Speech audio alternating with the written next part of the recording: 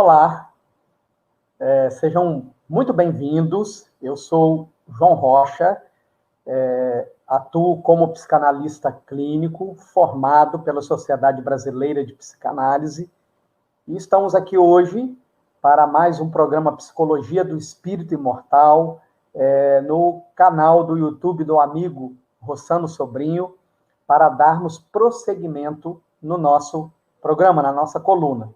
No programa anterior, nós tentamos estabelecer um diálogo, um vínculo entre a ciência e a religião, procurando demonstrar que uma não pode caminhar sem a outra. Aonde uma para, a outra avança, alargando os horizontes e trazendo novos conhecimentos, especialmente sobre o ser humano.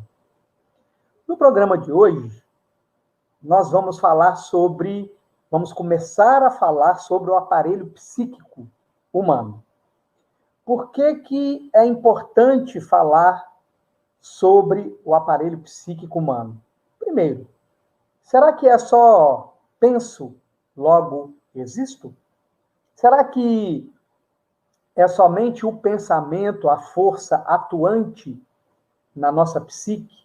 Será que são só os pensamentos que nos condicionam às escolhas, ao comportamento, aos hábitos que nós apresentamos nos relacionamentos, na convivência? Ou será que existem outras forças atuantes em nós, forças desconhecidas, ignoradas, desconsideradas, e que, exatamente por serem assim, atuam, de uma certa maneira, livremente em nós, provocando uma série de confusões, de conflitos, de transtornos e, inclusive, de danos. Então, o objetivo de nós começarmos a estudar o aparelho psíquico é lançar luz em cima daquilo que ainda é ignorado pela maioria, de maneira que, compreendendo as forças que se movimentam em nós possamos, então, vigiar o movimento dessas forças, policiar o movimento dessas forças, impedindo, por exemplo, a ação impulsiva, que todos nós sabemos traz danos consideráveis ao próprio indivíduo que tem um impulso e, consequentemente, àqueles com quem ele convive e que sofrem as consequências desse impulso, né? E o nosso estudo do aparelho psíquico, né, vai, obviamente, começar por aquele homem que foi o pioneiro, né, na descoberta do funcionamento do aparelho psíquico. Obviamente, nós estamos falando do pai da psicanálise, de Sigmund Freud, que, ao ir fazer um curso com Jean-Martin Charcot, em Paris, se depara com este renomado médico daquela época, utilizando-se de uma técnica inovadora, né, tratando os pacientes que manifestavam uma doença chamada histeria. Essa técnica era a hipnose.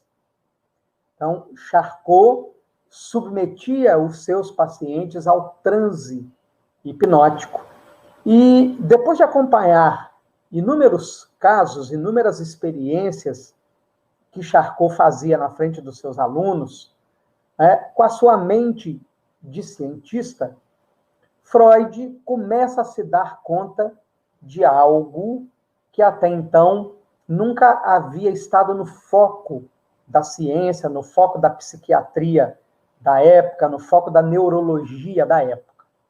Freud se dá conta de que determinados conteúdos da nossa psique eram completamente inconscientes,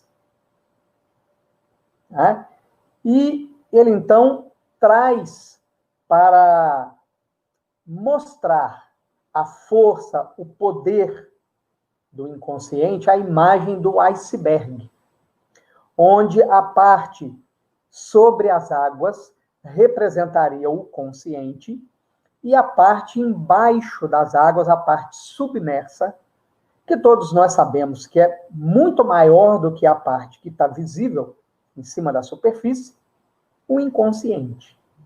Então, é nesta relação, né, em que o consciente é pequeno comparado ao inconsciente, que é infinitamente maior, é que Freud vai usar esse primeiro modelo para explicar aquilo que ele observava quando Charcot se utilizava da hipnose nos seus pacientes. E por quê? Quando Charcot colocava seus pacientes no transe hipnótico, Freud observava que os sintomas, em alguns casos, inclusive, desapareciam, e em outros casos, os sintomas diminuíam consideravelmente. Tirados do transe hipnótico, os sintomas retomavam com toda a sua força, em toda a sua expressão, em toda a sua potencialidade. Então, foi através desta observação que Freud faz o primeiro, traz a lumen, torna público, explícito, consciente, o primeiro modelo da psique humana em 2 níveis, né? O inconsciente e o consciente. Muito bem. Encerrada a experiência com Charcot, Freud retorna para Viena, na Áustria, né? E lá ele se junta a um outro médico da época, chamado Joseph Bleuler, e eles começam a aplicar essa técnica da hipnose, né? Mas Freud se depara com um problema. Primeiro, ele não era um bom hipnólogo, então ele não conseguia colocar todos os seus pacientes no transe hipnótico. Segundo, como ele usava a hipnose para fazer sugestões, a fim de que o paciente conseguisse superar os problemas que o acometiam, né?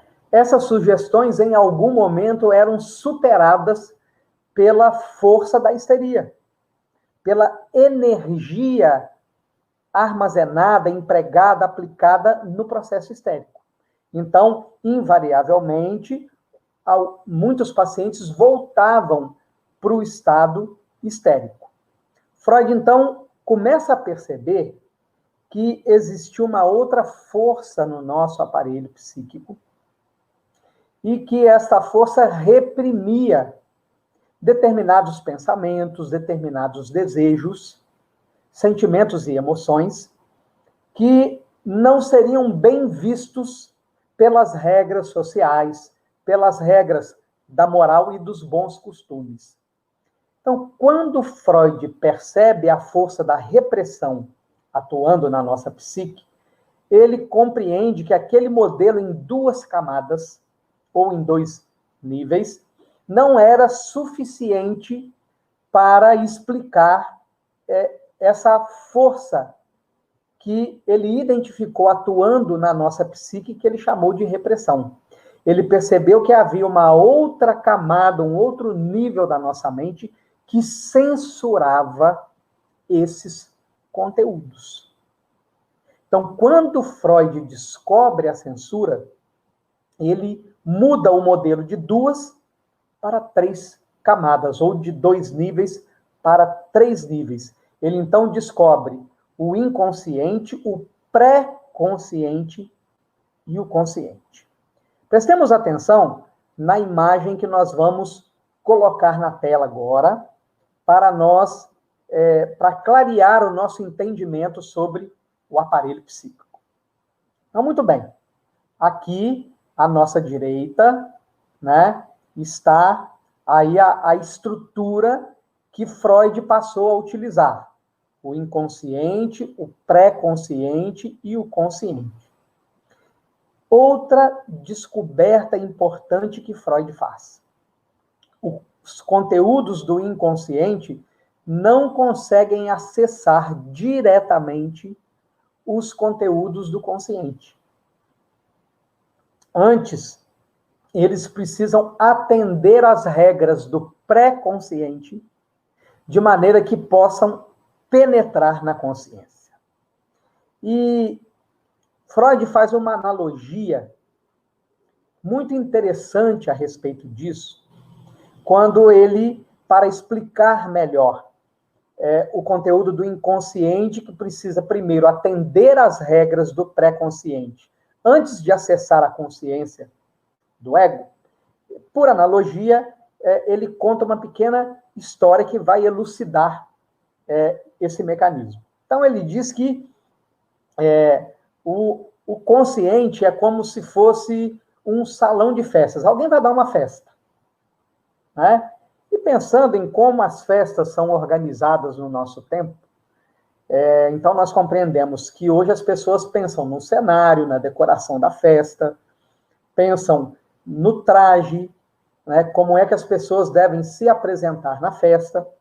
Elas então emitem convites, fazem uma lista de convidados, emitem convites, e as pessoas são obrigadas pela etiqueta, né, por aqueles que fazem o cerimonial da festa, elas são obrigadas a apresentar convites, sem os quais elas não conseguem entrar na festa. Ora, para se ter um convite para alguém entrar na festa, é preciso que tenha um porteiro, um segurança, alguém que esteja ali na porta da festa com a lista de presença, né?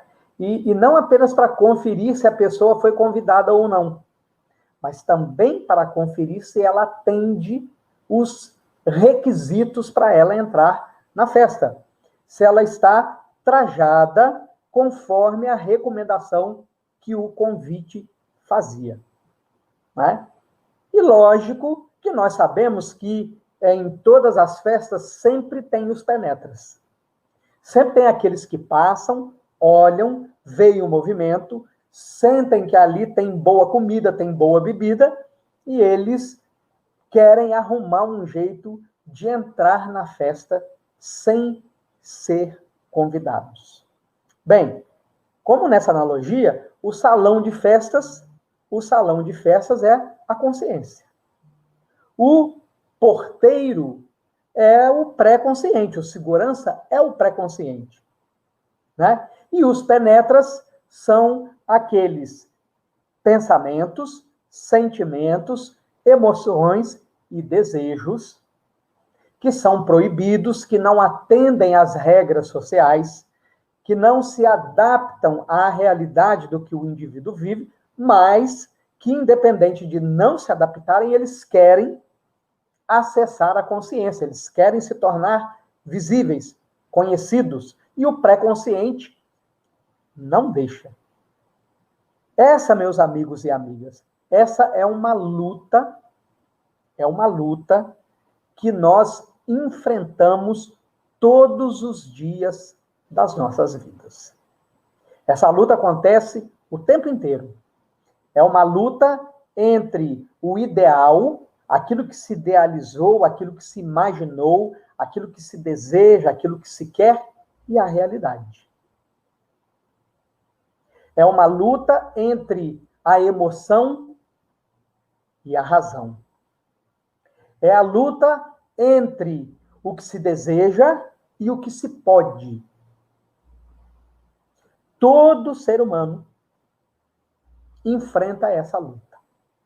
Todo ser humano enfrenta essa luta. E muito bem. Freud, então, descobre esses 3 níveis do aparelho psíquico. E ele percebe que essas 3 instâncias, essas 3 camadas, elas estão interagindo o tempo todo. E ele deu a essa interatividade entre as 3 camadas a classificação de dinâmica, que é, então, a maneira como o inconsciente, o pré-consciente e o consciente se relacionam entre si. E a esta dinâmica, Freud deu o nome de id, indicando que ele é totalmente inconsciente, né? O pré-consciente de superego e a consciência de ego, apesar de que a consciência é um dos elementos constitutivos do ego. Então, no id, no inconsciente, é de onde surgem os nossos desejos, as nossas emoções, os nossos sentimentos. Quando esses desejos, emoções e sentimentos estão adequados com as regras sociais e morais, então o superego permite que esses pensamentos, emoções, sentimentos e desejos se manifestem na consciência. Quando eles são parcialmente adequados ao meio social, o superego bloqueia parte deles e libera a outra parte que pode. Quando eles são totalmente proibidos, o superego impede. No entanto, vejam bem, o id libera o conteúdo que está no inconsciente, o desejo, o pensamento, a emoção ou o sentimento, o superego censura, mas quem escolhe, quem faz a escolha, se realmente vai atender à censura ou vai atender ao desejo, é o ego. Então, o ego está no meio desta briga. E há uma outra questão aí, que Freud vai chamar de questão econômica. E lógico que o econômico aqui não se trata de nada financeiro. É porque cada desejo, cada pensamento, cada emoção, cada sentimento, ele tem uma quantidade de energia que o impulsiona. Nós percebemos muito claramente que existem desejos que são mais fracos, desejos com média intensidade, desejos com muita intensidade. Então, é isso que Freud vai chamar de economia, né? A economia, a quantidade de energia empregada nos elementos que estão no inconsciente e que tentam acessar a consciência.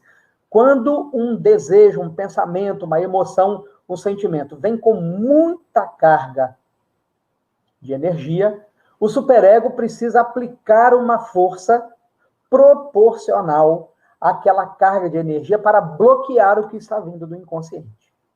É desta luta, meus amigos e amigas, vocês vão lembrar do programa anterior, quando nós falamos da psicossomática, ou seja, né, os conflitos, né, que estão na nossa mente e que, não sendo devidamente elaborados, eles se somatizam no corpo. E essa somatização é exatamente o caminho que o aparelho psíquico encontra para desaguar parte dessa energia intensa, conflituosa, que surge do id e que o superego faz o movimento contrário para reprimir.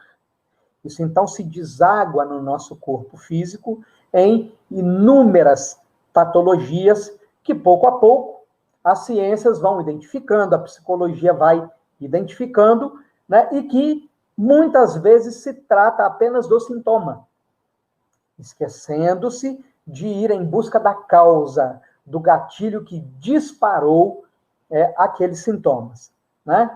Então, bem, hoje nós fizemos aqui o estudo inicial do aparelho psíquico segundo a psicanálise freudiana.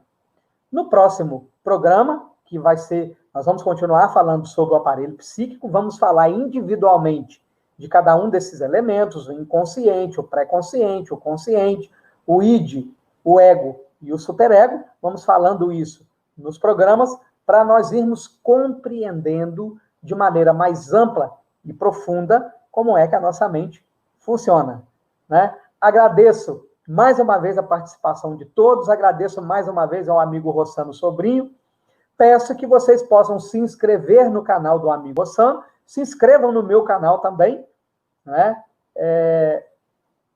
E até o nosso próximo programa. Um forte abraço a todos.